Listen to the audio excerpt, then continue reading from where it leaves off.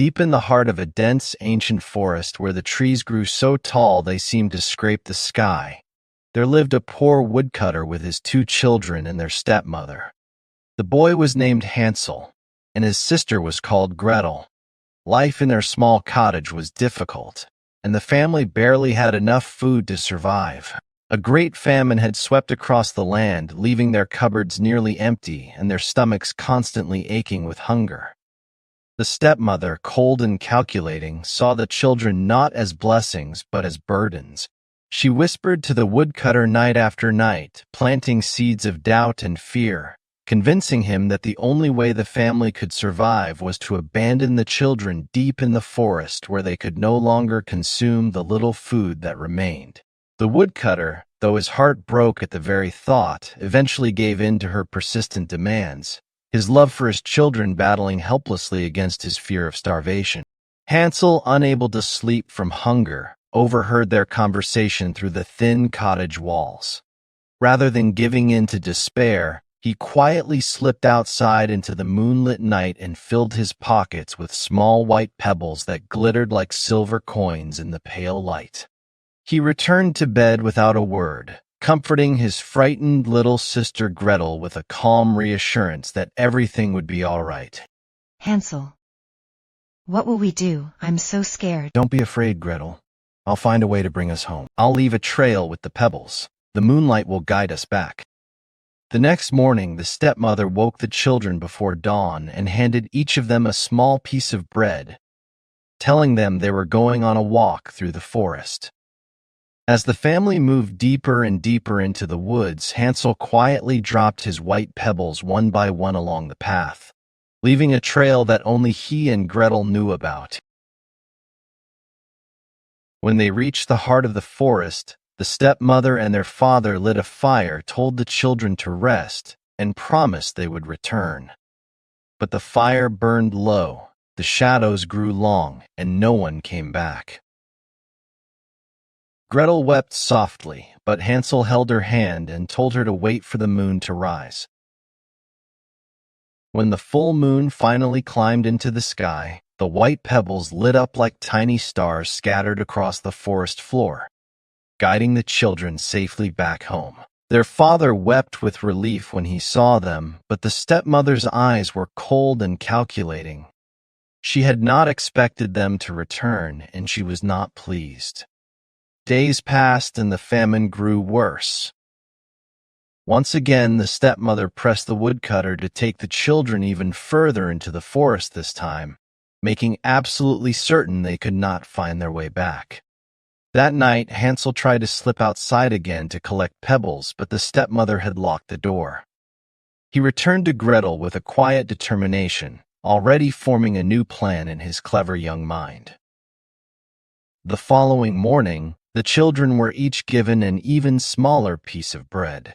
As they walked deeper into the forest than they had ever gone before, Hansel crumbled his bread and dropped tiny pieces along the path, creating a trail he hoped would lead them home. Once again, the adults left them beside a fire with empty promises of return. Night fell like a heavy curtain, and when the moon rose, Hansel and Gretel searched desperately for the breadcrumb trail. But the forest had swallowed every last crumb. Birds had eaten them, the wind had scattered them, and the earth had absorbed them without a trace. For 3 long days and nights, the children wandered through the forest, surviving on a few wild berries and the fierce determination that burned inside them. They were exhausted, frightened, nearly without hope when something extraordinary caught their eyes through the trees. A soft, warm light glowed in the distance, and as they moved closer, the most incredible smell drifted toward them on the breeze. Sweet, sugary, and impossibly inviting, it pulled them forward like a gentle hand, guiding them through the dark. What they discovered stopped them completely in their tracks. Standing in a small clearing was a house unlike anything they had ever seen or imagined. The walls were built from gingerbread, the roof was layered with frosted cake. The windows were made of clear spun sugar, and candy of every kind decorated every surface. Starving and overwhelmed, the children rushed forward and began to eat. breaking off pieces of the walls and roof with trembling, joyful hands. Then a soft, sweet voice called out from inside, asking who was nibbling at the house. Before they could run, the door swung open and an old woman appeared, smiling warmly and inviting them inside with promises of warm food and soft beds. She seemed kind, even grandmotherly, but appearances in dark forests are rarely what they seem. The old woman was a witch, one who had built her candy house as a deliberate trap for hungry, wandering children. She had poor eyesight but an extraordinarily sharp sense of smell, and she could detect the presence of children from great distances. That very night she locked Hansel in a small cage and put Gretel to work as a servant, forcing her to cook enormous meals to fatten Hansel up. The witch planned to eat him once he was plump enough, checking his progress each day by asking him to stick out his finger so she could feel how fat he had grown. But clever Hansel, even in his cage, refused to give up. Each day he stuck out a small chicken bone instead of his finger, fooling the witch's poor eyesight and buying himself precious time. Weeks passed, and the witch's patience finally ran out. She decided she would wait no longer and ordered Gretel to heat the oven, intending to bake Hansel immediately. But Gretel, who had been quietly watching and waiting for her moment, summoned every ounce of courage she possessed. When the witch leaned forward to check whether the oven was hot enough, Gretel gave her a powerful shove, pushed her inside, and slammed the iron door shut. The witch was gone, and with her, the terrible danger that had hung over both children like a storm cloud. Gretel freed Hansel from his cage, and together they explored the witch's house, discovering chests overflowing with pearls, precious gems, and gold coins. They filled their pockets and aprons with as much treasure as they could carry. Guided now by a sense of hope rather than fear, they found their way out of the forest, eventually crossing a wide lake with the help of a kind white duck. On the other side, the familiar landscape of home appeared before them.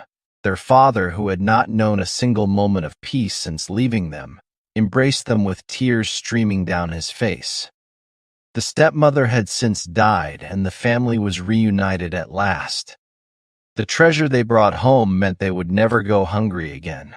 So, the moral of the story is that Hansel and Gretel had survived not because of luck, but because they had faced every obstacle with sharp minds, brave hearts, and an unbreakable bond between them that no forest, no witch, and no amount of darkness could ever destroy. We hope you enjoyed the timeless tale of Hansel and Gretel. Which story would you love to watch next? Share your thoughts on the comments and don't forget to follow and subscribe to the channel for more magical stories.